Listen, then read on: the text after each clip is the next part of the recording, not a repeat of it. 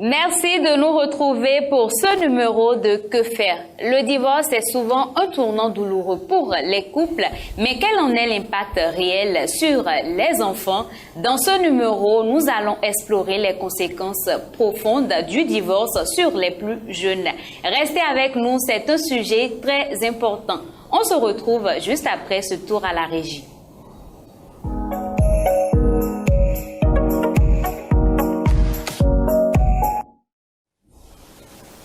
Aujourd'hui, nous parlons de l'impact du divorce des parents sur les enfants avec le docteur Athanase Kadja et le pasteur Kalis Arongon. Bonsoir, pasteur. Bonsoir. J'espère que vous allez bien. On rend grâce au Seigneur. D'accord. Présentez-vous à nos chers téléspectateurs. Moi, j'ai pour nom Kalis Arongon, pasteur à la mission Bethléemite internationale. D'accord, c'est un plaisir de vous avoir sur ce plateau. Bonsoir, docteur.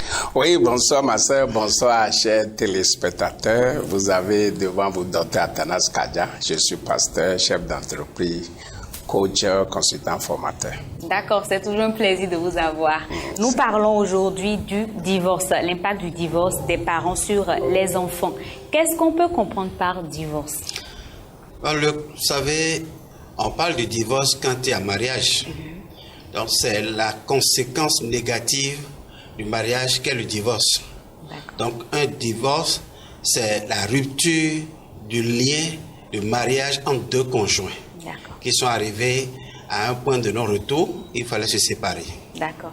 Et vous, docteur, qu'est-ce qu'on peut comprendre par divorce? Oui, pour aller dans le même sens que le pasteur, au fait, vous avez deux individus qui ont décidé et qui ont rempli les formalités parce que le mariage c'est tout un processus et c'est souvent aussi quand on rate le processus que on a ce problème là. Donc ils ont décidé de se mettre ensemble après bien sûr le consentement mutuel, le consentement des parents, d'accord, le paiement de la dot et ici aussi le mariage légal. Puisque vous ne faites pas le mariage légal, l'État ne vous reconnaît pas comme mari et femme.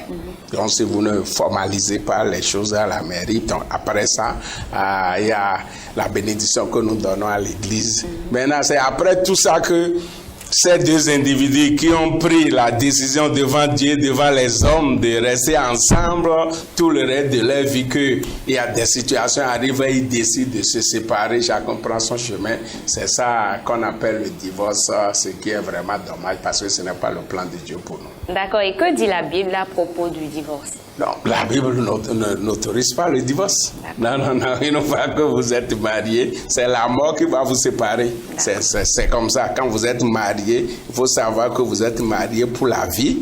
Mais quand l'un de deux, entre-temps, passait dans la pièce à côté, c'est-à-dire quitte cette terre et que l'autre qui est là est encore en mesure de prendre un autre conjoint, un autre compagnon, voilà. Mais tant que vous deux vous vivez, vous devez rester ensemble. D'accord. Êtes-vous du même avis que le docteur? Je soutiens pleinement cet avis-là parce que on ne se marie pas seulement pour le meilleur. On se marie pour le meilleur et pour le pire. Mais ce que je constate dans cette génération-ci, c'est une génération qui n'accepte pas le pire. C'est une génération qui ne connaît que le meilleur et le meilleur. Et à une célébration de mariage un jour, j'ai entendu le pasteur, le célébrant dit, je vous unis pour le meilleur et pour le meilleur. Et la classe jeune dans la salle s'est exclamée d'une manière exceptionnelle pour acclamer le pasteur. Pourquoi? Parce qu'il n'a pas dit pour le meilleur et pour le pire. Et que aujourd'hui les jeunes ne font que discuter entre eux comme quoi aujourd'hui il n'y a plus le pire. Il n'y a plus le pire. J'ai dit, mais vous pouvez proclamer tout ce que vous dites, mais la réalité est là. Rien ne effacera la réalité. Pourquoi? Parce que la vie est un cycle. Il est fait du bon et du mauvais et nous sommes appelés à faire face aux deux afin de pouvoir véritablement démontrer l'un ou l'autre combien de fois nous sommes engagés pour vivre ensemble. Parce que le pire aussi a son objectif à atteindre dans notre vie. C'est pour sortir le meilleur de nous. C'est pour que chacun libère sa part d'engagement, de détermination, afin que notre union puisse aboutir à un objectif clair, limpide. Voilà, c'est pour cela que moi, je soutiens. D'accord. Et qu'est-ce qui peut amener un couple au divorce?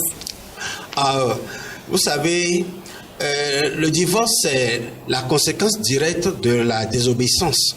Parce que à Éden, quand le peuple d'eux était dans la volonté de Dieu, ils n'ont pas la notion de divorce. La raison, c'est que quand ils ont désobéi devant Dieu, et Dieu les a chassés de sa présence, Adam n'est pas sorti seul. Il pouvait rendre responsable à Ève de tout ce qui s'est passé et Dieu ne me suit plus.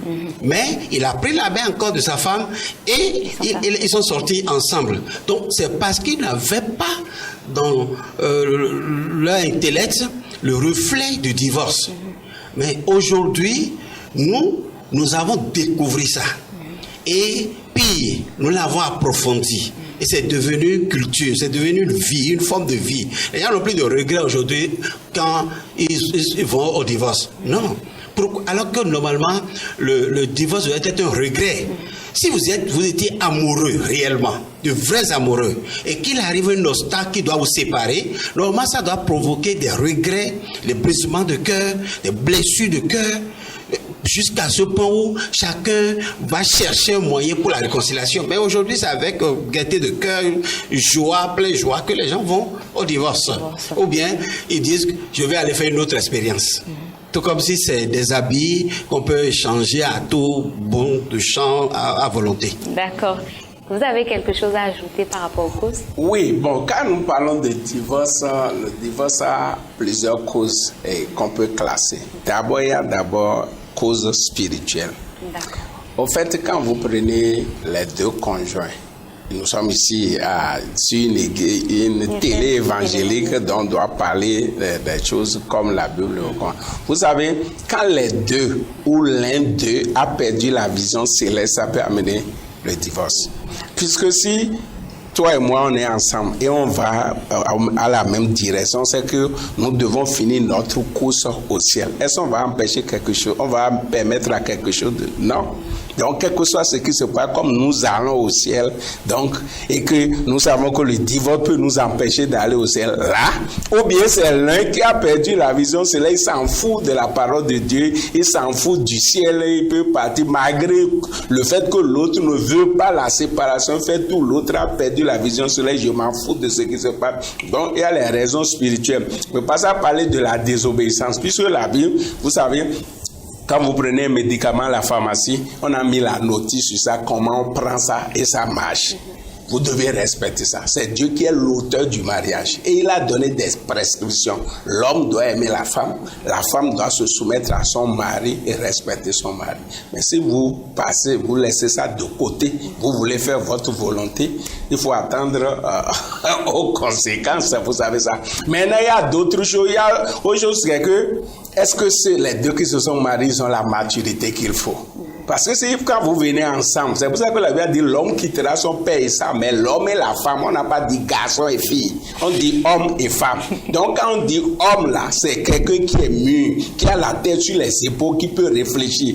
On a dit femme, donc c'est de ça qu'il s'agit. Donc si c'est ça, quel que soit le problème, si vous êtes mûr émotionnellement, mentalement, tout ça là, il n'y a pas ce problème là qui va venir, vous ne pouvez pas régler. Donc c'est de ça, il y a aussi le problème de manque de maturité qui amène certains dans le mariage. Ça fait que, comme le pasteur dit, quand une situation arrive, ce qu'on appelle un dégriffe-puis, il faut supporter, il faut savoir ce qu'il faut faire. Donc, si vous n'avez pas la maturité qu'il faut, vous ne pouvez pas régler ça. Maintenant, il y a d'autres causes, le sexe, le manger, les beaux-parents, le travail, beaucoup d'autres choses. L'arrivée des enfants. Puisque l'arrivée des enfants aussi, ça crée des problèmes. Les gens n'ont pas compris. Puisque quand vous êtes marié, vous tenez la main comme ça. Vous comprenez? En tant que mari et femme, vous comprenez? Maintenant, quand un enfant vient, qu'est-ce que l'enfant reste où? L'enfant va rester ici. Donc, il y a un peu d'écart déjà. Vous avez fait un autre enfant.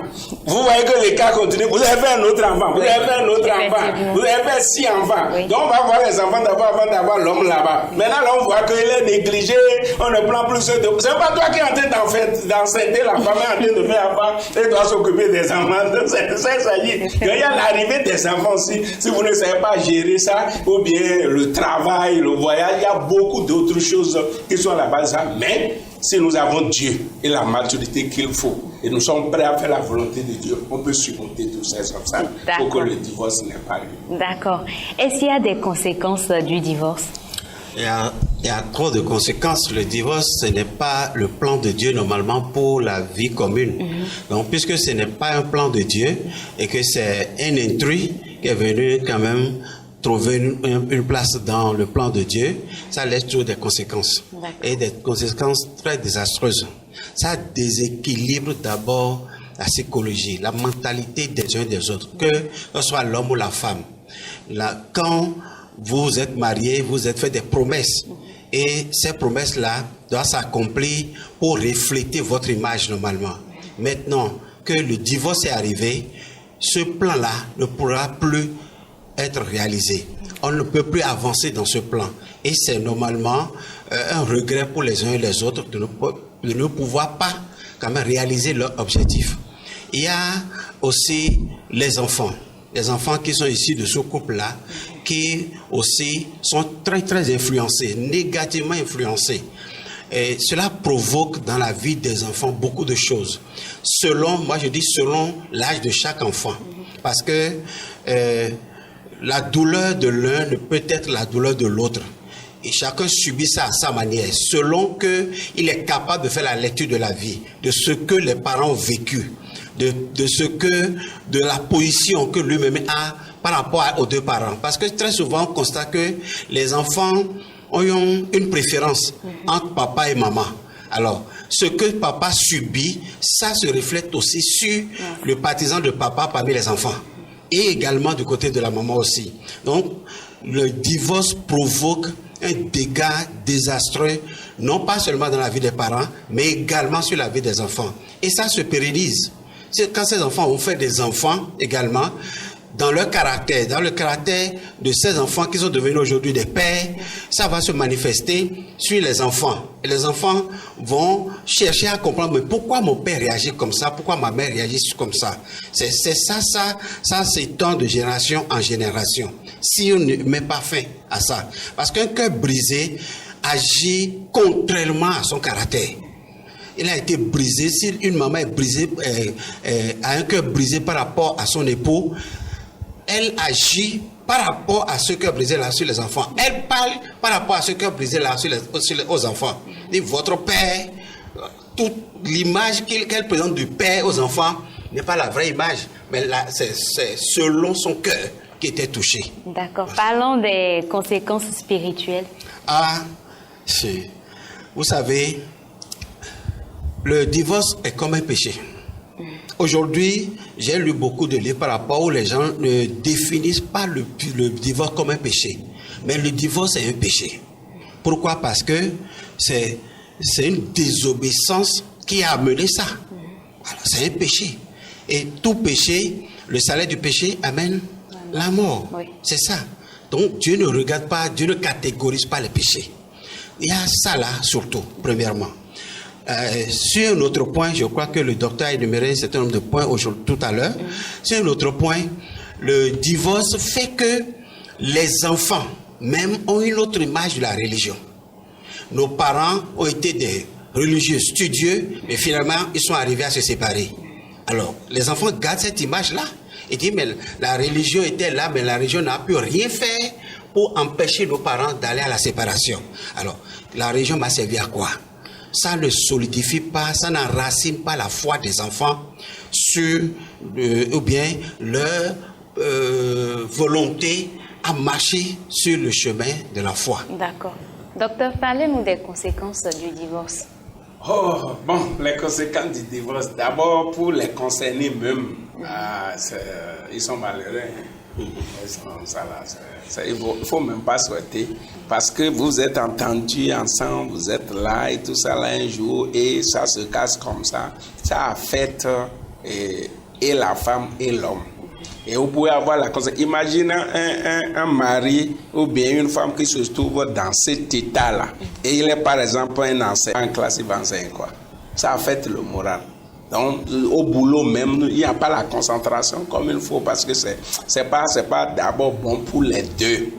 Maintenant, quand nous rentrons au niveau des enfants, nous voyons le cas des enfants, ça c'est vraiment dommage. Et je ne le souhaite pas, puisque moi-même j'ai vécu cela. Moi j'étais au cours primaire quand mon papa et ma maman se sont séparés. Et vous voyez, au cours primaire. Et ce n'est pas du tout facile. Tu vois les autres avec leur maman, puisque et tout ça là. Et maintenant, toi, tu manques de cette affection-là. Ça affecte, au fait, sérieusement les enfants. Et je ne le souhaite pas ça. Parce qu'ils n'ont pas décidé de venir sur cette terre. C'est vous deux qui vous êtes entendus pour les faire venir. Et maintenant, pourquoi vous leur causez ça? Il y a comme on dit souvent, quand deux éléphants se battent, c'est les zèbres qui en souffrent. Donc ça affecte sérieusement les enfants. Ça fait dérouter les enfants. Ça peut amener les enfants à ne pas réussir leur vie, à ne plus travailler à l'école parce que vous voyez l'autorité du père. Tu sais, souvent les enfants, c'est quoi? Vous voyez, quand papa n'est pas à la maison, les enfants sont en train de faire quelque chose. Maman est en train de parler, fatigué, dit papa vient pour vous, il rentre en eux-mêmes. Parce que c'est que papa là, il frappe ainsi dessus. Maintenant, il faut oui, appeler papa. Vous voyez, les enfants montent sur la tête de la foi et ça, leur éducation prend un coup. Donc, on ne le souhaite pas. Dans la société, même, ce n'est pas bon. Vous n'êtes pas bien vu. Tout le monde vous connaît en tant que mari et femme en temps et dans le quartier. On sait que maintenant, son mari l'a abandonné, sa femme l'a abandonné, tout ça. Même dans la société, ce n'est pas bon. Le docteur a souligné le cas. C'est un péché. Ce n'est pas la volonté de Dieu. Puisque quand on parle de péché, c'est quoi? C'est la désobéissance à la parole de Dieu. Et vous avez désobéi parce que la Bible dit que personne ne sait pas ce que Dieu a joint.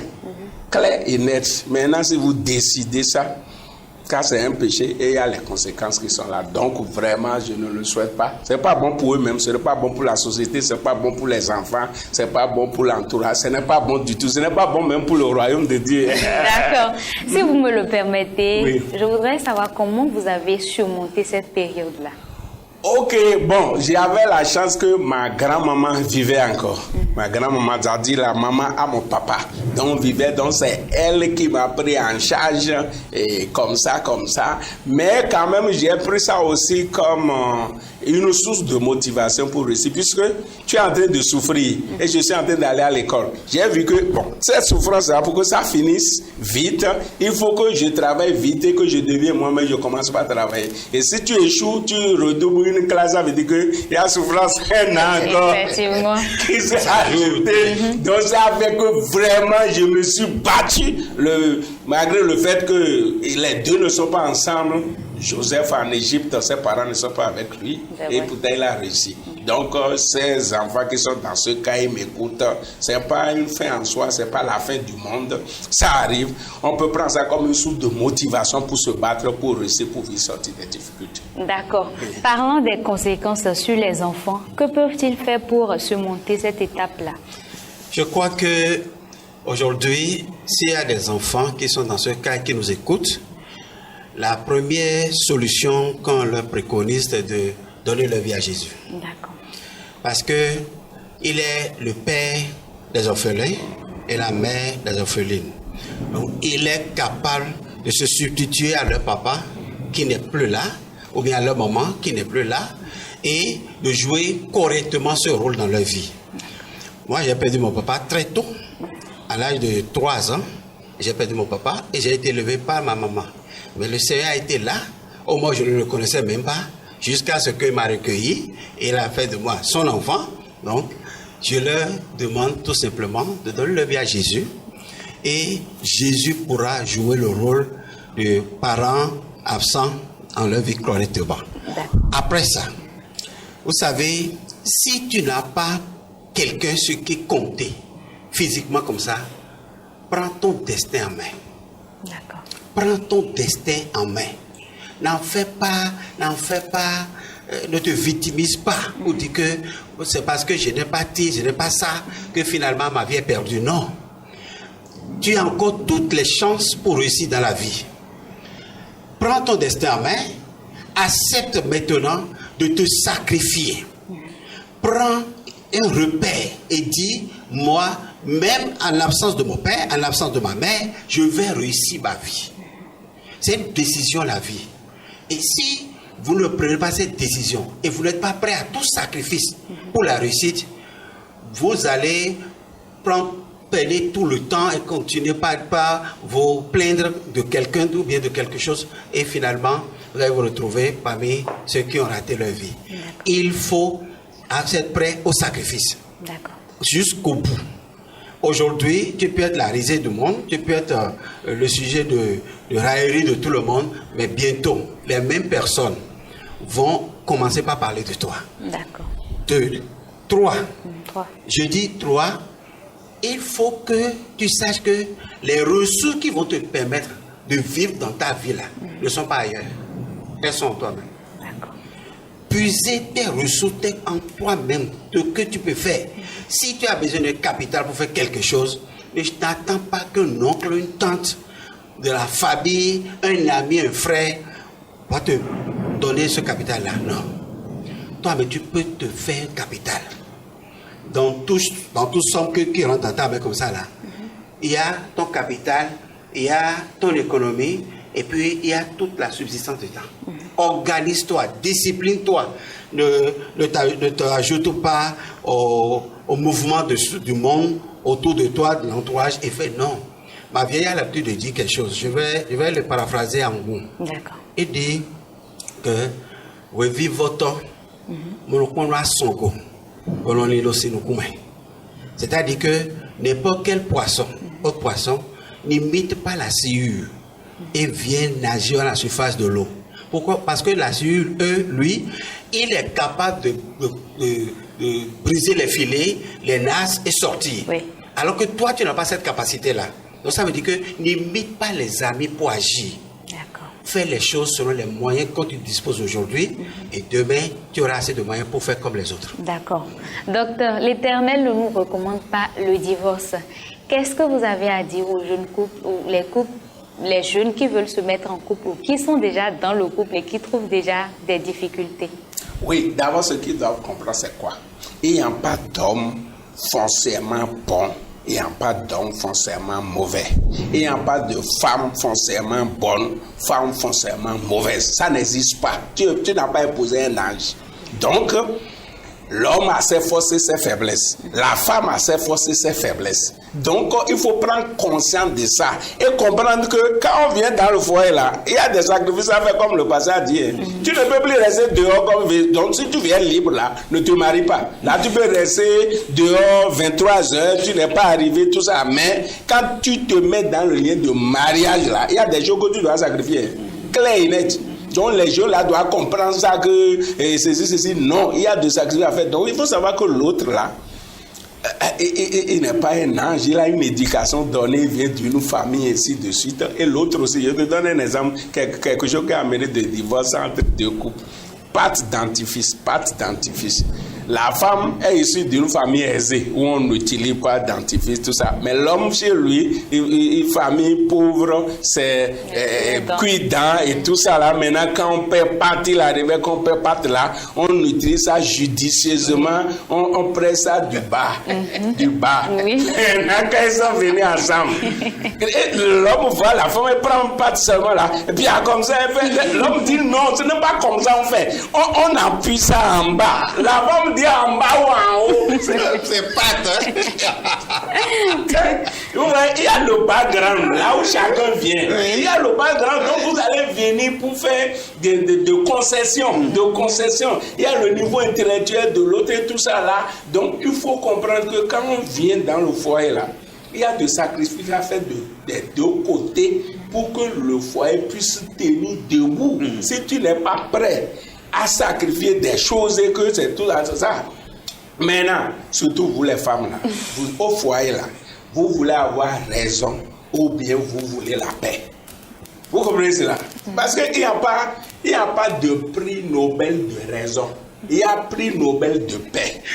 Il n'y a pas de prix Nobel de raison. Donc dans le foyer, si tu vas donner raison à l'autre pour qu'il y ait la paix, dis-lui que tu as raison, mais on continue. Mais pourquoi tu viens avoir raison? L'homme vient avoir raison, la femme vient avoir raison. Il n'y a pas prix Nobel de raison, mais il y a prix Nobel de paix. Donc si tu cherches la paix, tu prends hâte, c'est fini. Puisque d'abord, l'homme c'est lui le chef du foyer. Pas chef pour brimer tout ça là, non, mais il doit avoir de l'ordre. Parce qu'il va arriver un moment où vous voulez prendre une décision et il y a des points de vue différents. Quand il arrive à ce niveau, la femme se plie et accepte ce que l'homme a dit. Si ça ne va pas, on va revenir en arrière. C'est de ça, puisque dans le jardin d'Éden, Dieu savait très bien que c'est Ève qui a mangé le fruit. Mais quand il est venu, qu'est-ce qu'il a dit? Il a appelé, il n'a pas regardé la femme, il a appelé à Adam. C'est l'homme qui est responsable. Donc à des moments donnés, vous les femmes là, laissez les hommes gérer le foyer. Donc vous voulez prendre tout ça là. Donc il y a ça là. Il faut comprendre ça que l'homme là, même nos enfants, même si le garçon suit la fille là, et la fille est l'aînée, le garçon qui le suit, le garçon veut le patronner. Parce que l'homme a ça dans le sang. Il a ça dans le sang, c'est lui, il veut même dominer sur ses grandes soeurs. Et les grands soeurs disent, jamais toi tu es petit frère. S'il dit non, moi je suis homme. Vous comprenez cela? Il faut comprendre que chacun reste dans son couloir. L'homme est là pour gérer les choses. C'est pour ça qu'il faut être vraiment homme. Parce qu'il y a ça là aussi. Quand on dit, tu es homme là, tu es mieux, tu prends tes responsabilités dans le foyer. Tu fais ce que tu dois faire. Le foyer ne doit manquer de rien. J'ai l'habitude de dire, un homme ne partage pas les factures avec sa femme. Tu n'es pas homme. C'est-à-dire que bon, madame, moi je fais ceci, toi tu fais ceci, tu es homme. 50. Non, ça tu n'es pas homme. Moi je m'en fous. Ma femme fait ces petites affaires là, je m'en fous de son argent. Elle n'a qu'à faire de son argent ce qu'elle fait. Je suis homme ici, dans le foyer, et je prends mes responsabilités. Donc c'est de ça qu'il s'agit. Quand l'homme prend ses responsabilités dans le foyer, la femme va se soumettre à lui. Maintenant toi tu es vaurien, et tu es pauvre, tu es malheureux, tu ne prends pas tes responsabilités, et tu veux qu'on te respecte, que tu es patron. Quel patron? Tu n'es pas patron, lève-toi, travaille, les ressources qu'il faut, la tête sur les épaules, on va te respecter. Tu ne fous rien dans la maison, tu dis que tu es chef. Pasteur, avez-vous d'autres conséquences à y ajouter? Oui. Vous savez, aujourd'hui, il y a la tendance aussi. Oui. La génération d'aujourd'hui est vraiment persécutée par la tendance qui est autour, qui met une pression terrible sur elle. La tendance, je parle tendance, par exemple, les mariages à distance. Oui. Par exemple, le mari est en France et puis la femme est en Afrique. Et chacun vit sa vie. OK? Alors, de temps en temps, il y a des nouvelles qui arrivent. Dans ces nouvelles-là, il y a des intrus qui s'introduisent dans ces nouvelles pour manigancer les nouvelles. Oui. La femme n'a pas la vérité de ce que son mari lui dit. Le mari n'a pas la vérité de ce que la femme lui dit. Et tout ça là, aussi, ça amène des divorces. Ça crée des divorces aussi. Et quand un enfant vient dans ce cas-là où papa, 1 an, 2 ans, papa travaille en France, maman est en Afrique, et 2 ans, l'enfant là ne voit pas ce papa. C'est compliqué. C'est aussi une image, une figure de divorce qui ne dit pas son nom. Parce que vous êtes appelés à vivre ensemble, normalement. Mais voilà que les obligations empêchent maman de rejoindre papa, ou papa ne veut même pas que maman la rejoigne aussi. Oui.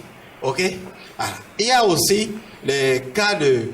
Vous avez encore aujourd'hui une autre forme de mariage où on dit mariage de séparation.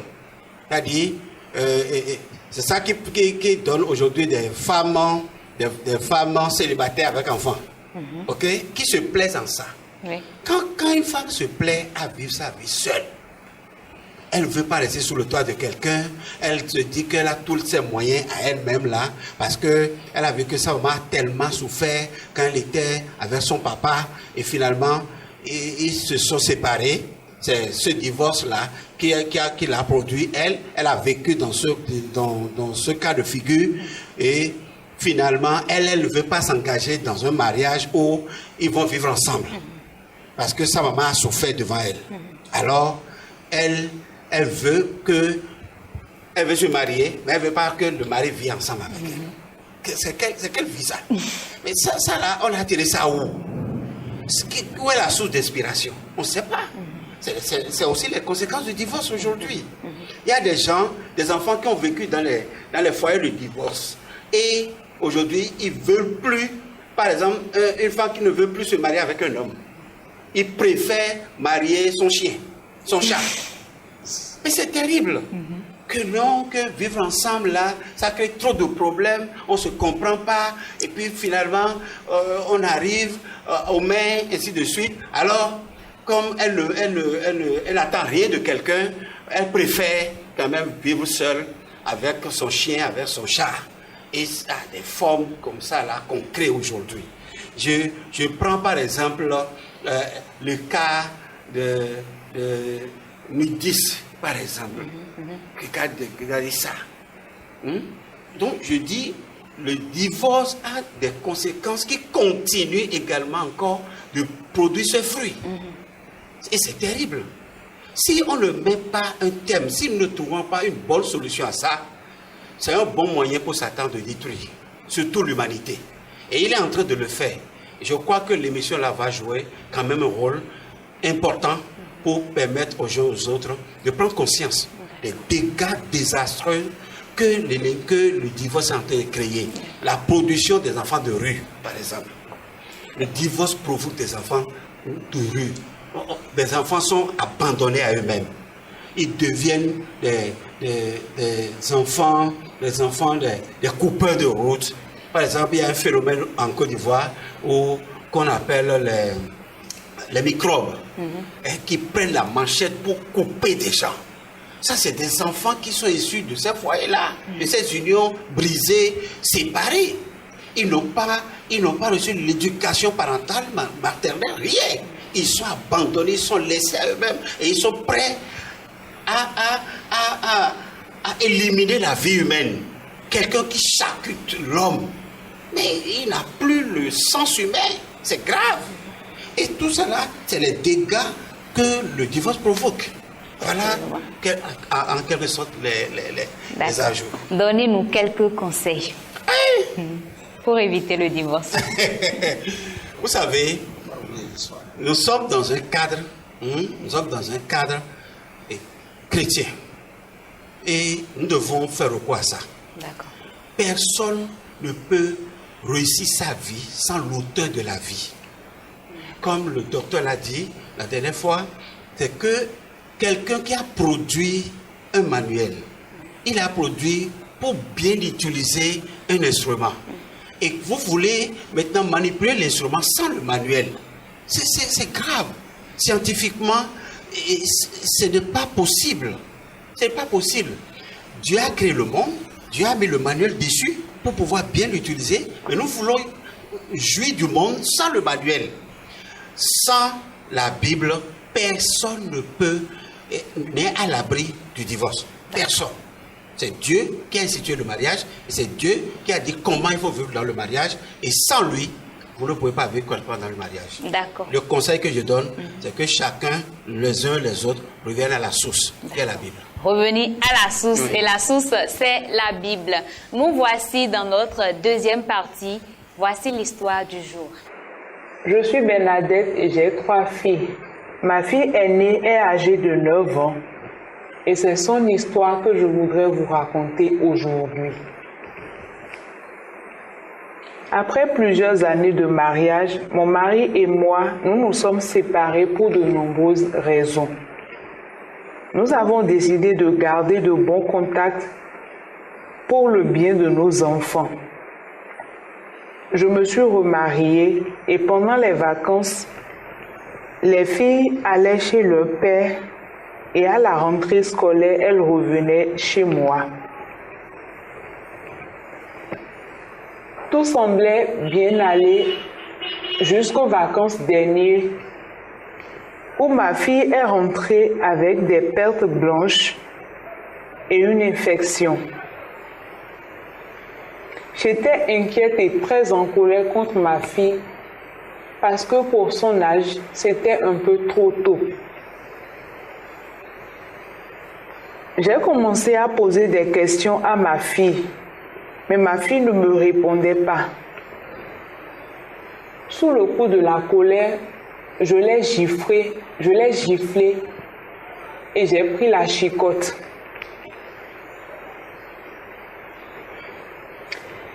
C'est là que ma fille fondit en larmes.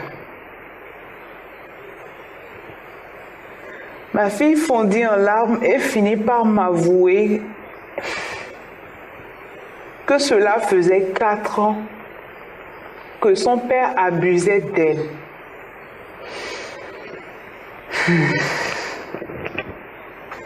4 ans.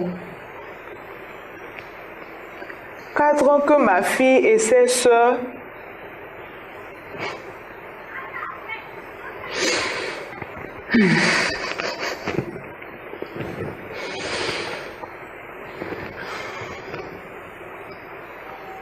Cela faisait 4 ans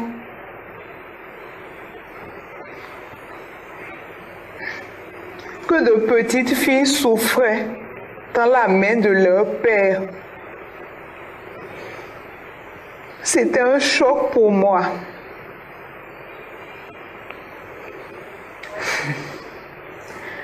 Papa m'a dit que si je le disais à quelqu'un, je mourrais.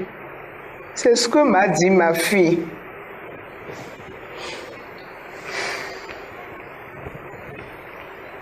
À chaque fois, papa m'enfermait dans la chambre et il mettait une chanson et augmentait le volume pour que je ne puisse rien dire. Comment n'avais-je pas pu remarquer cela? Pourtant, mes filles souffraient.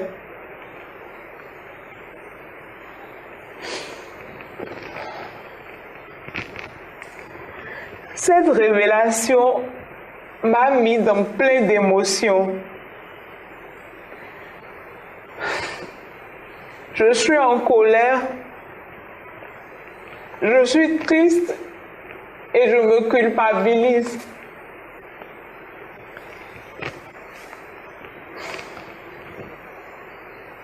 De pauvres petites filles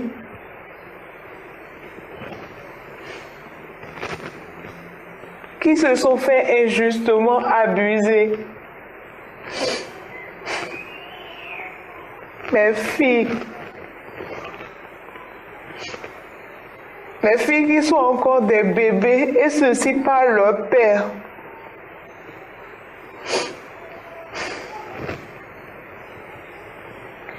Je rappelle que quand on était ensemble, Isaac n'était que simple conducteur de taxi-moto. Et aujourd'hui, cela fait 2 mois qu'il a trouvé un bon emploi où il est payé à près de 800 000 le mois. C'est une situation insupportable pour moi.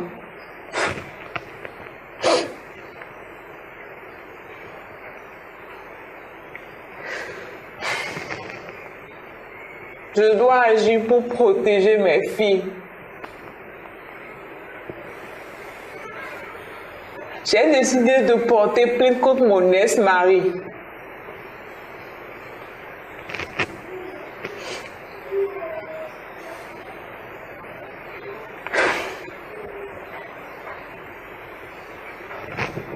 Je suis très en colère, j'ai mal pour mes filles. Mon cœur de mère saigne.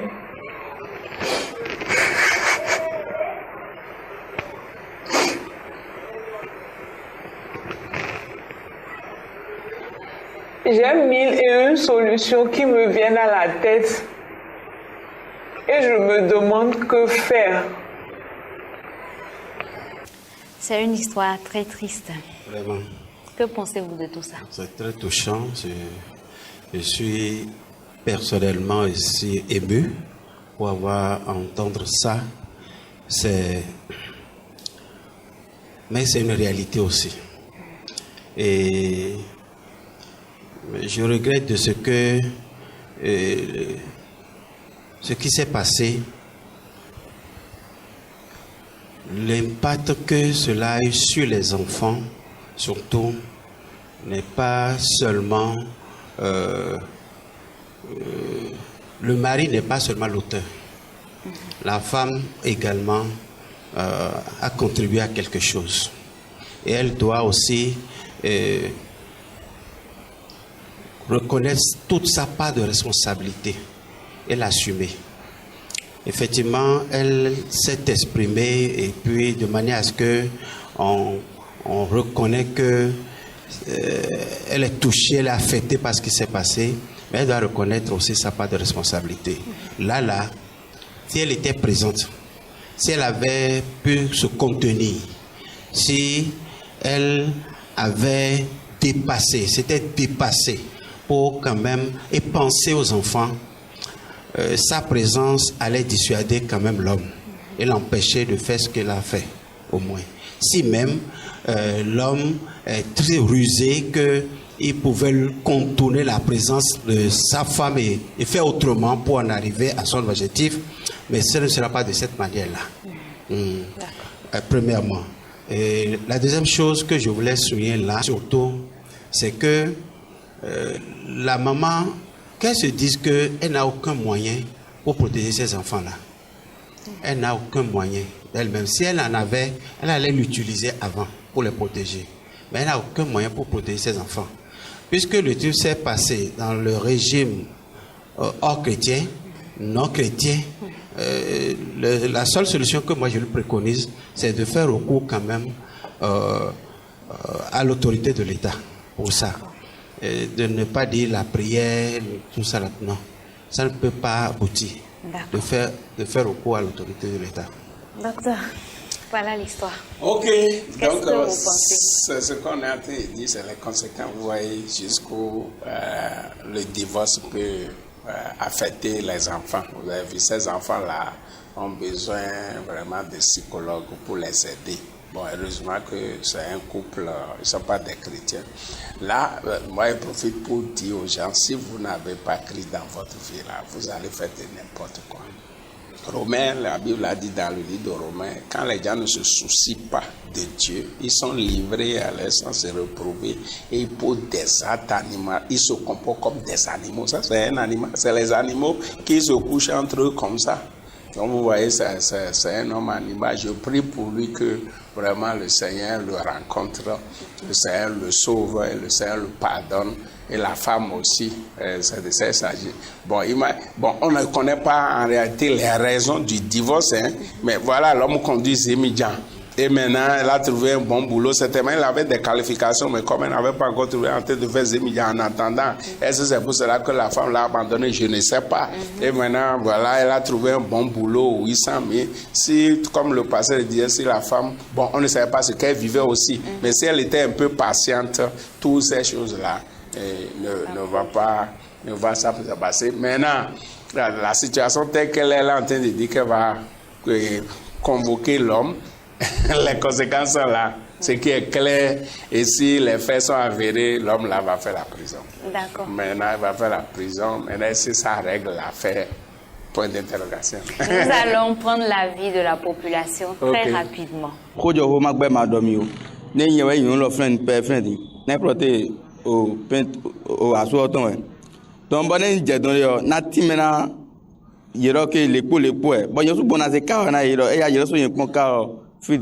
Parce que si les pédés n'ont bloqué mon frère, n'est-ce pas? Moi, n'a bloqué mon frère. Toi, les mon bail frère dion, ni y'a d'autres qu'on frère dion, n'a rien que là, ni combien vous voulez mes frères. Parce que nous que ma combien vous voulez mais et n'a fait on est. Parce que les mon bail dion, et rien job dis moi, elle a tout moi ben la messi fille et ne coupe moi elle. Bon dis moi, il quand que y a voulu sous, donc il a voulu sous, et ça tu tombes bien. Et là donc ton gars il a voulu sous pour nous.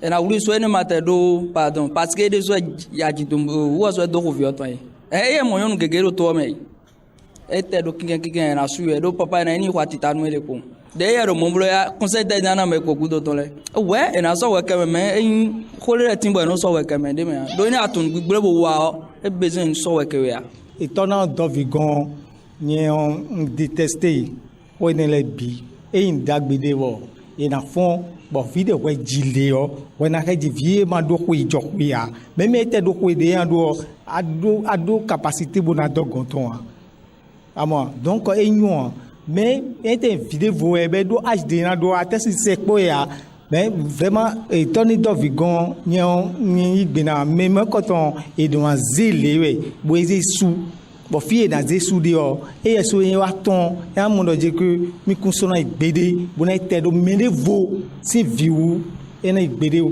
même mon mero de do âge bodo âge de ton asitel ou tout ton mi wa dogo ton ça c'est pas normal parce que ben me fille do sous ba ou da mi we me gbe do sous bon des bon kadjegbe échanger point donc ce n'est pas normal toni don vitoni kasa mi akaidio ce n'est pas normal pas du tout mais moi quand on yi policier na oui mais moi quand sou ko ne si dans famille mais donc il y a des filles en moment quand on na soumene ouais tréré et ne on c'est que il y a d'autres gon vieux coulo donc là c'est vient bo idi voilà nous mettons donc on c'est pas possible mais si dans famille mais ko ne était famille bon y mais yaya bo mosé na yo police le na assassin do même quand on même famille bien ben bo souéro prison papa reçoit du viton le boulevard au canton d'Oeo et so gbero nyegon donc nous na do nous maman o donc ni ma réagir mon ouais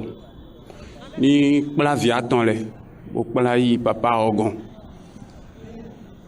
et dem ni kan hobio maman quoi donc emi waro si de constater au vime ho emi ka ro ho yo kaka wa do ho mon koto enemi que nous jonu dien we nyan je de soudien bolo mo anji bona pon réaction de papa on en quoi indo papa yi gbe ni donc emi bolo mon koton il a tout le winde il a ba de wo donc nous on est ko jodine donc papa déclenché et ouais na pla via ton le yi ho sugon bon via ton le de souvent de kunu donc et non bolo mon koton les mille wachoba hosuna sengwe do papa obena kan ho parce que papa re ko mazore vo nimbo koro akweda ho mo edimbo e waro nde créer din na donc abide maso aro po abo papa ado kweo e we zumbo e waro ene blo brando han so gbenu papa donc ho yin be na cambio boni donc e yigbe we e na tun alors de e na ren filet bo papa ko ne do papa wa invito ton misido e na be filet di morando que e o filet so invito ya e o filet moteur de vona donc ho e na kombo do quoi bon a cause de son tout de na sensibiliser et dans sa saint do papa ogbon bena jong ko je gangbe ne ina do nu maman ko donc de nous encore je ni bo filet ko do ni on filet ma so i vacances de bureau papa ogbon kaka ni mi na pondé a cause dans bon alors do ho ji bona do be na je ngo e je kan gbegbo ko e bla o pedi fi de bla o de o Victor de di Victor de sun wa lo nu bro nu mo ko ton bro ka fi pe bi o eyin de bo bla o men de yen na do nu na ji no po won we yin do ni be Victor le ni ma bo di ke bo nu fi de ni ve ito iton gon de o ni ma bo vacances o bo ni traiter Victor le lo toto we bo nu fi de ni ma bo mo to iton de o mais e na convoqué to iton bonando ni do ni wa brigade de mine bona no anandu ko vile ton lo ton o de yen mon lo ko o ne to e wo bla o pere awo e bla o ni e teze famille medion famille na baje solution ba de uji o mais bono na je ko yeze ko ne famille me bona do no po de e lo biblo e na va continuer no po bo na va lo biblo e ka lo mo e bi o sin gbezan gble ne. Docteur, pourquoi ne pas en parler en famille et pardonner tout simplement? Ah, cette affaire. Bon, quand ils vont amener ça dans la famille va chercher. La famille ne voudra pas que les enfants aillent en prison. Donc, et maintenant, est-ce que ça va régler le problème en réalité? Et puisque cet homme-là, maintenant, il devient un danger social. Il devient un danger social. Qui sait s'il n'a pas posé des actes comme ça, quand les enfants ne viennent pas en vacances, il fait ça avec qui? Donc, cet homme-là, c'est un danger social qu'on doit convoquer. Là, ça va lui donner des leçons. Ça va lui donner des leçons. Peut-être en prison, là-bas, on ira lui prêcher l'évangile, il va accepter Jésus. D'accord. Pasteur, qu'est-ce que vous pensez? Je crois que moi, j'avais déjà préconisé la solution idéale. La famille ne pourra pas régler ce problème-là. Pourquoi? Parce que la famille va tout faire, puisque actuellement, le monsieur a l'argent. Et qu'est-ce qu'on veut? Qu'est-ce que l'homme veut? Donc, il a les moyens aujourd'hui de faire taire la famille et d'empêcher la famille de trancher sérieusement ce problème et de trouver une solution définitive à ça. Donc, il peut pas, la famille ne peut pas. La famille ne peut pas. Il faut que cet homme-là soit traduit devant la justice, obligatoirement. Mais en quoi un dépôt de plainte arrangerait la situation? Oui, le dépôt de plainte va au moins permettre pour que la brigade des mineurs puisse écouter cet homme-là Et au vu des lois, les juges vont l'amener à la raison ou trancher son affaire et le déposer quelque part le temps qu'il réfléchisse en lui-même ou bien le temps où les évangiles vont passer par les cellules là pour l'amener quand même au salut. D'accord. Docteur, que pensez-vous de cette question?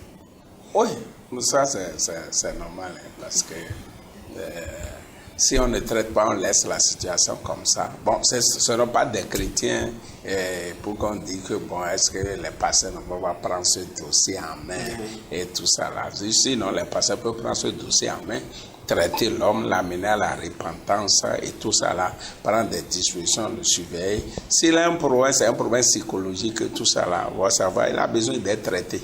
Parce qu'un adulte qui se comporte comme ça, il y a quelque chose qui ne va pas dans sa tête. Donc il a besoin d'être traité. Comme Jésus a solution à tout problème. S'ils essaient de membres de l'église, les pasteurs peuvent s'occuper de ces cas, prier pour lui et l'aider. Maintenant voilà, ils ne sont pas dans le Seigneur. Mais n'y aurait-il pas de conséquences sur les enfants? Non, les enfants déjà il y a un cours, il y a un travail à faire pour les enfants, les moraliser, ça là. Les enfants, là, leur mental a déjà été touché. Les enfants comme ça, des fois, quand ils ne sont pas bien traités, rentrent en mariage, il y a un problème dans le mariage. Parce que à ce moment-là, elle a déjà voit l'homme comme l'homme, c'est un animal, elle a peur de l'homme. Donc c'est pour ça que vous avez fait ça, créer frivolité, les femmes, les gens se marient, ils ne veulent pas que leur mari les touche parce que déjà dans l'enfance, elle a été abusée et se méfie des hommes. Donc elles ont besoin d'être vraiment traitées, suivies pour que ils puissent... D'accord. Pasteur, ces enfants peuvent-ils te reconstruire émotionnellement? Bien sûr. Bien sûr. Le ministère de la Bible est là pour ça. C'est pour traiter l'homme intérieur et penser les blessures, quel que soit le temps que ça fait, et rétablir totalement l'homme pour qu'il soit maintenant encore une ressource pour la société. Donc la Bible est capable de le faire. Donc elle doit porter plainte. C'est la solution. Oui, elle doit porter plainte. Ça, elle doit porter plainte pour que cet homme-là puisse retrouver la raison. Parce qu'il faut qu'un plus fort que ce monsieur l'influence et l'amène à la raison. À cet âge-là, à cette allure-là, il a maintenant encore l'argent. Quand l'argent vient s'ajouter à cette forme de mentalité qu'il a, ça le galvanise. Il faut qu'il trouve un homme plus fort que lui. D'accord. Quel conseil pouvez-vous nous donner à cette dame? Un dernier conseil. Ah, la dame elle-même doit rentrer en elle-même, elle aussi en est pour quelque chose comme le pasteur l'a dit. Moi, je vais les conseiller de venir au Seigneur. Parce que c'est le Seigneur qui peut vraiment nous aider à mener une vie digne de ce nom. C'est ce que je vais le conseiller. On n'a qu'à se donner à Dieu. Commencer par aller à l'église, écouter la parole de Dieu et la restaurer. Et par rapport au divorce, quels conseils pouvez-vous partager avec nos jeunes pour ne pas en arriver à ces cas extrêmes? Oui, bon, comme on l'avait dit au début, tenons-nous à ce que la Bible a dit, les conseils que la Bible nous donne concernant le foyer. Mettons ça en pratique et c'est fini. Vous faites la volonté de Dieu, la bénédiction est là. Là où il y a la volonté de Dieu, la bénédiction est là. Mais là où vous laissez, vous voulez désobéir, aller contre la volonté de Dieu, ça crée des dégâts. Donc, j'exhorte tout le monde à se soumettre à la parole de Dieu. D'accord, pasteur, un dernier conseil. Oui, le conseil, c'est de dire aux uns aux autres que le divorce, ce n'est pas une mode. Ce n'est pas une mode. La Bible nous dit, n'imitez pas le monde et ce qui est dans le monde. L'amour du monde et tout ce qui est dans le monde est inimité avec l'amour de Dieu.